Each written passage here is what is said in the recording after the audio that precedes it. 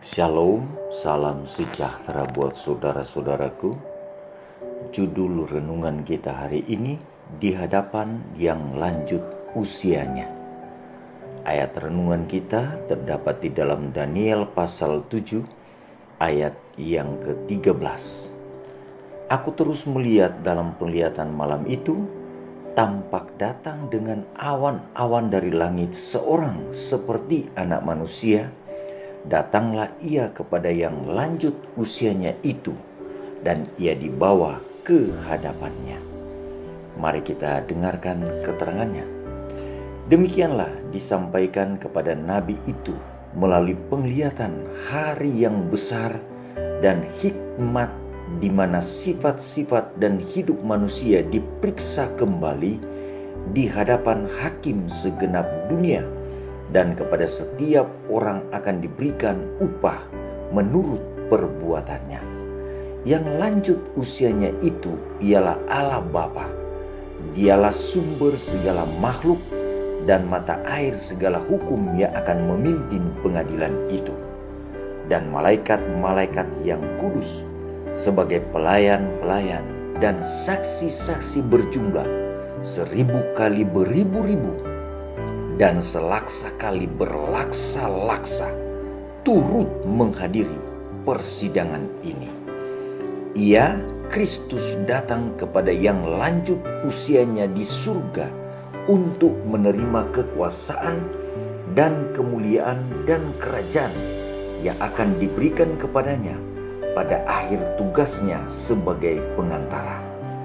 Kedatangan inilah bukan kedatangan yang kedua kali ke dunia ini yang diramalkan dalam nubuatan yang akan terjadi pada akhir masa 2300 hari pada tahun 1844, dan disertai oleh malaikat-malaikat surgawi.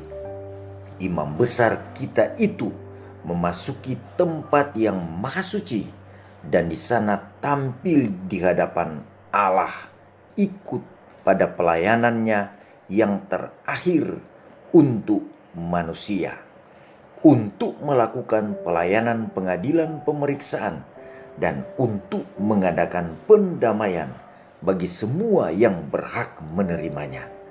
Dengan demikian, mereka yang mengikuti dalam terang perkataan nubuat itu melihat bahwa sebagai gantinya datang ke dunia ini pada akhir 2300 hari pada tahun 1844, Kristus memasuki bilik yang maha suci dalam bait suci surgawi untuk melaksanakan pekerjaan penutupan dari pekerjaan pendamaian, persiapan kepada kedatangannya.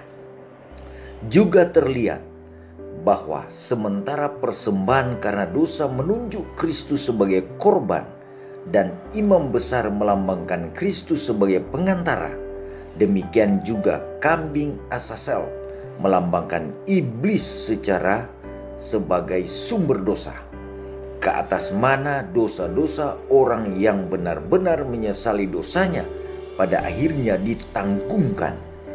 Bila mana imam besar oleh jasa darah korban karena dosa memindahkan dosa-dosa dari tempat kudus ke atas kambing Asasel, bila mana Kristus oleh jasa darahnya sendiri memindahkan dosa-dosa umatnya dari tempat kudus surgawi, pada akhir pelayanannya ia akan menanggungkan dosa-dosa itu ke atas iblis yang pada pelaksanaan hukuman harus menanggung hukuman terakhir. Kambing Asasel dibawa jauh dan dilepaskan di tempat yang tidak berpenduduk, agar tidak pernah datang kembali ke tengah-tengah perkumpulan orang Israel. Demikianlah iblis untuk selama-lamanya terhapus dari hadirat Allah dan umatnya, dan dia akan dihadapkan pada pembinasaan atau kebinasaan terakhir dosa dan orang-orang berdosa. Alfa dan Omega jilid 8 halaman 501, 502, 441 dan 442. Doa kita hari ini, Tuhan, Terima kasih untuk penjelasan yang indah dan sangat bermanfaat ini, bahwa akhir dari 2300 hari yang dihitung secara nubuatan 2300 tahun.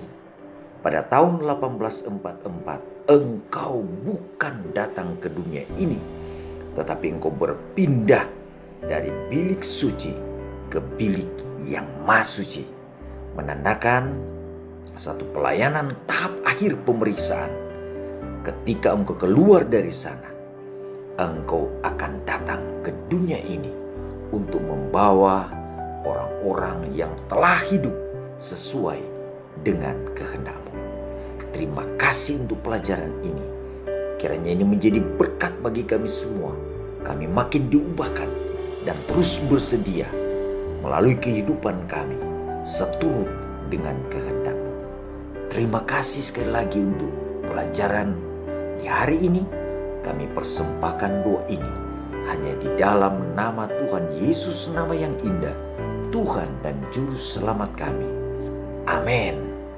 Terima kasih saudara-saudara sudah mengikuti pelajaran renungan kita hari ini.